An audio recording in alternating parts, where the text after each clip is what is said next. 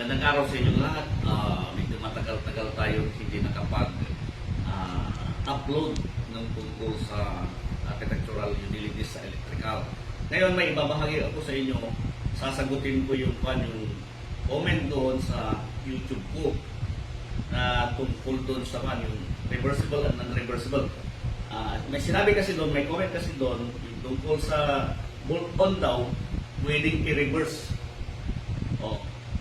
Kasi ang sinagot ko doon, hindi pwedeng i-reverse yun kasi yung switch direction mamamali na, di ba? Ganito yan kasi. Kagaya dito. Diba, dito. Pag pinasok mo dyan, yan, kinabit mo dyan, dapat yung switch direction papunta dun. Yun, dapat gano'n. Yung switch direction, pag andito siya sa right, yan, right, yung direction ng switch dapat papuntang left. Sa left hand ko. Nasa right ko, yung switch direction dapat papunta sa left. Ngayon, kung dito naman, kunyari, pili natin yung bolt on, i-reverse natin. Di magiging ganyan siya. Ngayon, ang direction ng switch on ngayon, ganyan. Baliktad na.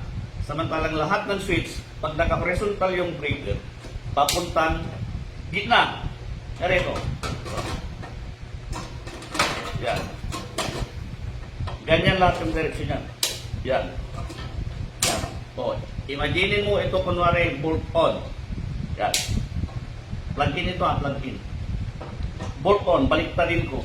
Yan. Magiging switch direction, hindi na papuntang gitna. Diba? Kaya mali. Kaya dapat, pag bolt on, hindi natin sasabihin na reversible siya. Kasi talagang mamamali yung direction ng switch. Yung nakasanayan natin na papunta sa gitna, may posibilidad na makadisgrasya pag ganun ang pinag-install. Ngayon, dito naman, sa breaker na ganito, ito yung off, ito yung on. Pag titignan nyo, pag on niya, pataas. Pataas. Ibig sabihin, di ba, parehas to. Nasabi ko noon sa mga noon ng video ko, pag parehas yan, pwedeng reversible. Di ba? Nabanggit ko na rin doon sa mga breaker na ganito, na pwede sana reversible kung parehas ito. Yung entry ng wire. Di ba? Tapos, yung position ng busbar. Ngayon, pag ito naman ay naka horizontal, yan. Yan yung on niya. Andito yung mga busbar. Tapos yung mga breaker na kasama yan dyan. Pag andito sa right. Ganon din dito. Ang switch direction dapat ng on, papuntang gitna din. Ganon. Kaya doon sa mga sample ng mga diagram, pag titignan nyo yung mga diagram, yung mga schematic diagram ng panel board, makikita nyo, nasa gitna palagi yung busbar. Maliban doon sa mga sa neutral tapos ground busbar. Nasa gilid naman yun, katulad dito, nasa gilid. Neutral and ground. Diba? Ngayon, importante yung direction ng switch para hindi magkamali yung mag-switch on at mag-switch off.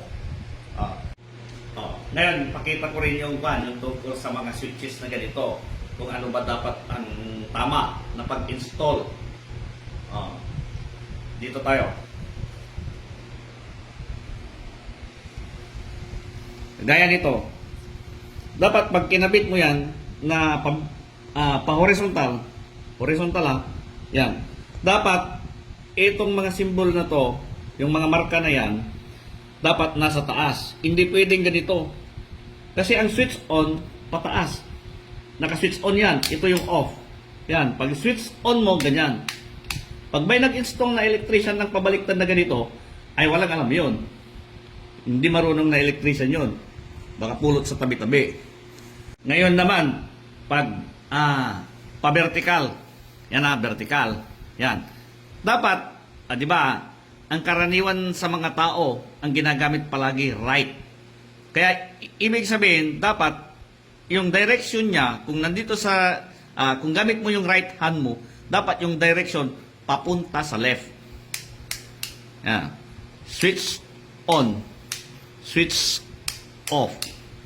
Oh. Pagbaliktad yan, ay walang alam yung electrician. Oh. Ngayon, pag ganito ay na-switch, ito, three-way switch ito. Walang marka, kahit magbaliktad yan. Kahit ganito yan, kahit ganito yan, walang problema.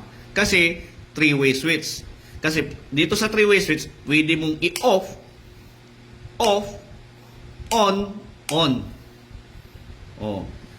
Three-way switch, yung combination ng switches, kunyari four-way switch tapos three-way switch, di ba? Pag four-way switch tapos three-way switch, kinokontrol niya yung bulb in different location. Kung ilang location man yun. Kukontrol niya yung isang bulb o kaya grupo ng mga bulb. Light bulb, ba? Oh. Ngayon, balik tayo dito. Huwag niyong isipin yung busbar dyan, Kunyari, ito yung main. Pag ito yung main mo, yan. Kunyari, nasa taas, yung main mo na breaker. Tapos, andyan yung mga branches. Nasa taas siya. Yung entry, bolt on. Bolt on, kunyari tayo. Yung entry, pwede siya sa taas. Yan. Habang andito yung mga branches. Andito yung busbar. Kunwari, yan. Switch on niya, pataas. Natural, pataas. Hindi pwedeng pababa. Ngayon, kunwari ang main mo nasa baba. Yan. Pwede yung entry mo ngayon, yung supply, dito sa baba. Bolt on bolt on. Dito sa baba. Kanina, pag andito, nasa taas. Pero pag dito, nasa baba. Yun.